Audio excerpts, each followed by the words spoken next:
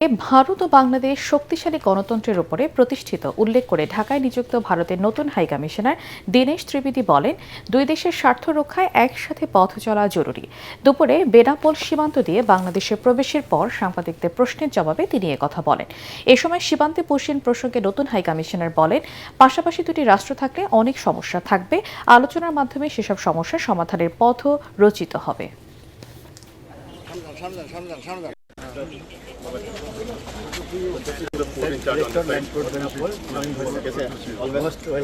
যা হবে একসঙ্গে হবে, বুঝেছো?